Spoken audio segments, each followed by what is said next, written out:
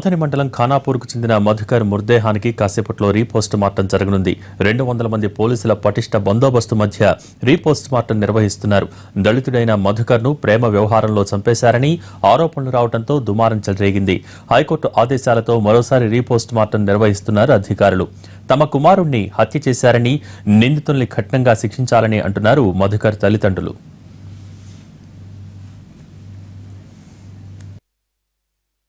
చంపిండ్రు, నా కొడుకుని చిత్రగింపలు చేసిండ్రు. అయ్యా నాకు నాకేడా మంచి న్యాయం జరగలేదు. నాకు మంచి న్యాయం జరగకనే నేను హైకోర్టుకు పోయినా. ఇక నా కొడుకుని చంపిన వాళ్ళకు కొడుకుని జీవికి తుర్తుంటది. ఆయనకి నన్ను గిల్లు చంపితే నన్ను ఇట్లా చేసిర్రని ఆయనకి తుర్తుంటది. వాళ్ళకు మాత్రం అయ్యాలా, వాళ్ళకు ఉరిశిక్ష అయ్యాలి, వాళ్ళకి జన్మకైదు అయ్యాలి. ఎట్టి పరిస్థితుల వాళ్ళకు ఉరిశిక్ష కావాలని నేను కోరుకుంటున్నా. ఇప్పుడు మొదట చేసిన పంచనామా రిపోర్ట్ మా దగ్గర ఉందండి. అందులో ఏ గాయాలు లేవు. ఆయన వేసుకున్న ఏ కలర్ బనీని వేసుకున్నాడు, ఏ కలరు దారాలు చేతికి కట్టుకున్నాడు లాంటి వివరాలు రాసినారు, కానీ ఒంటి మీద ఎటువంటి గాయాలు లేవన్న రిపోర్ట్ మా దగ్గర ఉంది. దానికి భిన్నంగా ఇప్పుడు ఎటువంటి పొలిటికల్ ప్రెషర్ లేకపోతే వస్తుందని ఆశిస్తున్నాము. రెండోది, మేము ముఖ్యంగా డిమాండ్ చేసేది కీలకమైన విట్నెస్ అయిన అమ్మాయిని ఇంతవరకు మీడియా ముందు ఎందుకు ప్రజెంట్ చేయట్లేదు? అసలు అమ్మాయితోటి మీరు ఎటువంటి వివరాలు మాట్లాడినారు, అమ్మాయికి ముందే ఈ హత్య గురించి ఎట్లా తెలిసింది అనేది మేము అడుగుతున్నాము. ఈ రీపోస్ట్ మార్టంలో భాగంగా అమ్మాయిని ఖచ్చితంగా మీడియా ముందుకు తీసుకురావాలని కోరుతున్నాము. ఇంకా ఇప్పుడు సీల్డ్ కవర్ లో జడ్జి దగ్గరికి ఈ రిపోర్ట్ తీసుకెళ్తుందని అంటున్నారు. ప్రజా సంఘాలు కేవలం అమ్మ నాన్న మాత్రమే ఆ రిపోర్ట్ నోటీస్ లో ఇచ్చినారు. మేము ప్రజా సంఘాలను కూడా అందులో పెట్టాలని డిమాండ్ చేస్తాం. చాలా బాధాకరమైన విషయం, మధు ఇంట్లో వదిలిపోయిన స్మార్ట్ ఫోన్ ఏదైతే ఉందో అదే ఫోన్ లో శవాన్ని పోస్ట్ మార్టం కంటే ముందు, పంచనామా కంటే ముందు ఆ శవంలో తీసిన వీడియో రికార్డింగ్ ఉంది. అది చాలా తప్పుడు అని చెప్పి మార్ఫింగ్ చేసిన ఫోటోలు అని చెప్తున్నారు. అసలు సోషల్ మీడియాకి రిలీజ్ చేసిందే మధు ఫోన్ లోంచి తీసిన ఫోటోలు, అవి వేరే విధమైన ఫోటోలు లేవు. ఫోటోలు వచ్చిన తర్వాత మళ్ళీ దానికి వేరే ఫోటోలు పెట్టి మార్ఫింగ్ అంటున్నారు. దీన్ని మేము పూర్తిగా అబద్ధమైన సమాచారంగా చెప్తున్నాం. పెద్దపల్లి జిల్లా మంథని మండలం ఖానాపూర్కు చెందిన మధుకర్ అనే దళిత యువకుడు గత నెల 14న అనుమానాస్పద స్థితిలో మరణించాడు. దీన్ని పోలీసులు ఆత్మహత్యగా నిర్ధారించారు. పోస్టుమార్టం నివేదికలోనూ పురుగుల మందు తాగి ఆత్మహత్య చేసుకున్నాడని ప్రకటించారు. అయితే దానిని కుటుంబ సభ్యులు తప్పుపట్టడం, అధికార పార్టీ ఎమ్మెల్యేపై ఆరోపణలు చేయడంతో ఈ కేసు రాష్ట్ర వ్యాప్తంగా ప్రాధాన్యం సంతరించుకుంది. మంథని ఎమ్మెల్యే పుట్టా మధు సమీప బంధువైన అగ్రవర్ణానికి చెందిన అమ్మాయిని మధుకర్ ప్రేమించాడని, ఆ ప్రేమాయణం కారణంగానే మధుకర్ను హత్య చేశారని తల్లిదండ్రులు ఆరోపిస్తున్నారు. ఈ విషయంలో పోలీసులు కూడా నిందితులకు సహకరించారంటూ ప్రజా సంఘాలు ఆందోళన బాటపట్టాయి. ఇది ముమ్మాటికి హత్యనని, రీపోస్ట్ మార్టం నిర్వహించాలని హైకోర్టులో పిటిషన్ దాఖలు చేశారు.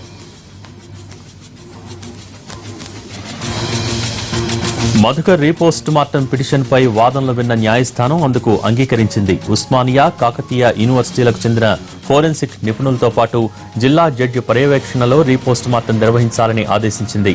ఆ సమయంలో మధుకర్ తల్లిదండ్రుల్ని అనుమతించాలని స్పష్టం చేసింది. తరువాత నివేదికను సీల్డ్ కవర్లో తమ ముందు ఉంచాలని హైకోర్టు ఆదేశించింది.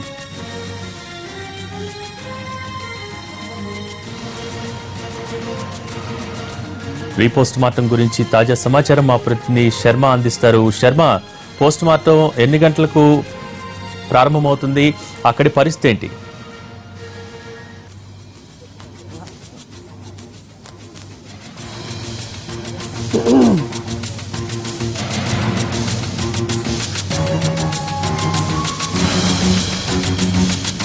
తెలంగాణ రాష్ట్రంలో సంచలనం సృష్టిస్తున్నటువంటి అంశం ఇది. ఇప్పుడు మంథని మధుకర్ది హత్య, ఆత్మహత్య అన్న దానికి సంబంధించి సస్పెన్స్ కొనసాగుతుంది. మధుకర్ది నిజంగా ఆత్మహత్య అయితే మధుకర్ ఆత్మహత్య చేసుకోవడానికి కారణాలేంటి? అసలు మధుకర్ ఆత్మహత్య చేసుకోవడానికి ఏ రకమైనటువంటి కారణాలు కనిపించట్లేదు.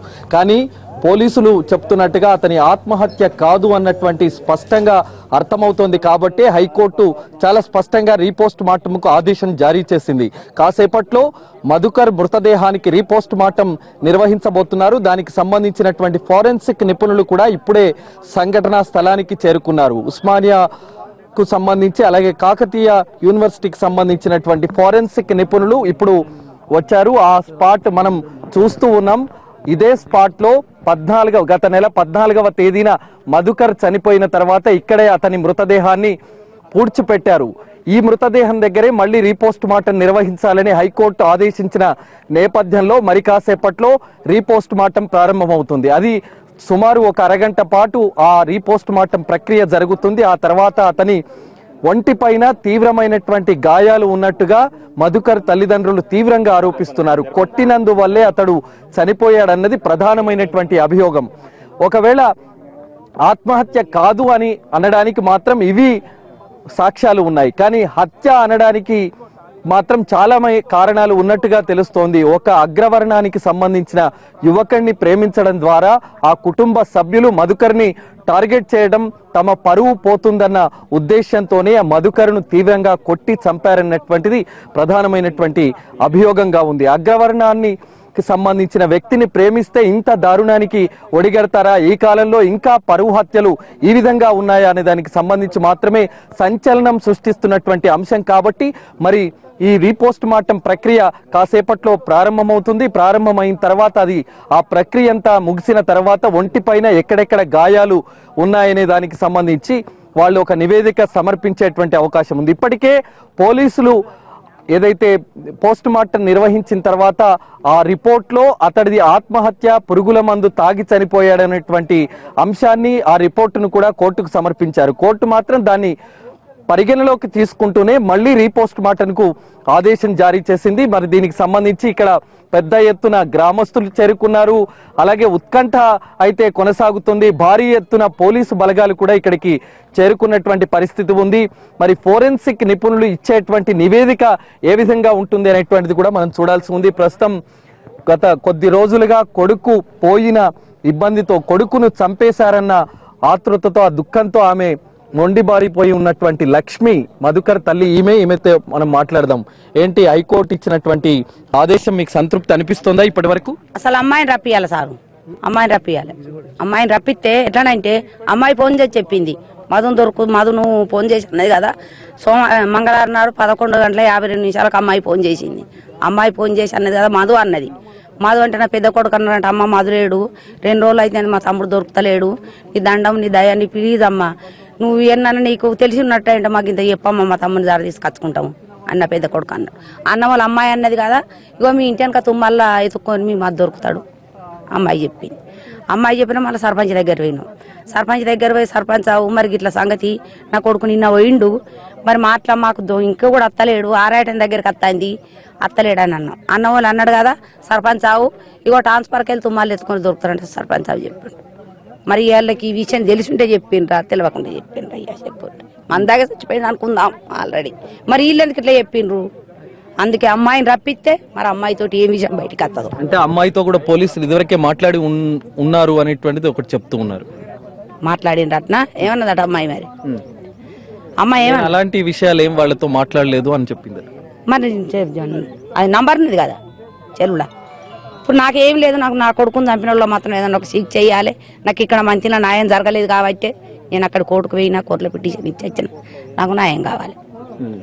ఎప్పుడన్నా ఈ ప్రస్తావన చేశాడా, ఈ అమ్మాయిని ప్రేమించాను నేను, వాళ్ళు ఇట్లా బెదిరిస్తున్నారని ఎప్పుడని చెప్పాడా ఇంట్లో? సరే చెప్పిండు, పుట్టమది బెదిరించండు అమ్మ అని చెప్పిండు. నన్ను ఏమన్నాడు, అమ్మా నువ్వు మా చెల్లె బిడ్డతోటి సంబంధం చేస్తాన్నవాట, నువ్వు ప్రేమించుకుంటున్నవాట, నువ్వు వదలకపోతే మాత్రం నేను చంపుతాను చెప్పిండట. అంటే ఎవరైనా ఒకరు అనామకుడు వచ్చి నీ ప్రేమిస్తున్నానంటే వాళ్ళు బెదిరించి ఉండవచ్చు కదా, వాళ్ళే చంపారని గ్యారంటీ ఏముంటుంది? వాళ్ళే చంపిండు, గ్యారంటీ వాళ్ళే చంపి. అమ్మాయి ఎట్లా చెప్పింది, మా వాళ్ళు మీకేం చెప్పలేదని అడిగింది అమ్మాయి. ఇక అప్పుడు మాకు డౌట్ రాదా సార్, మా వాళ్ళు ఏం చెప్పలేదా మీకననే, సర్పంచ్ ఆవు తుమ్మల పంట ఎత్తుకొని దొరుకుతారని చెప్పే, ఇక మాకు న్యాయం ఏడున్నది సార్. ఇక మరి వాళ్ళు వచ్చే రిపోర్ట్తో మీరు సంతృప్తి చెందుతారా? ఒకవేళ అసలు గాయమే లేదు, అతడు పురుగుల మందే తాగే చనిపోయాడని రిపోర్ట్ మళ్ళీ వస్తే?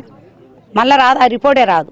వాళ్ళు ఏమన్నా మళ్ళీ లోపలేమన్నా చేస్తే మేము చెప్పలేం. కానీ నా కొడుకుని ఆల్రెడీ చంపేసినారు సార్, దెబ్బలు ఇరిగినాయి, కాళ్ళు దొడ్డికి ఎరుక్కున్నాడు, పురుజాలు మొత్తం కోసిండ్రు.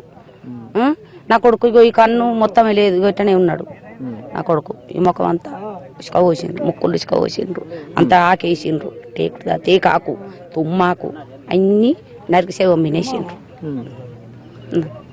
మొత్తం మీ వాళ్ళందరూ వచ్చారా ఇక్కడికి? అందరం వచ్చినాం, మా వాళ్ళందరం ఉన్నాం.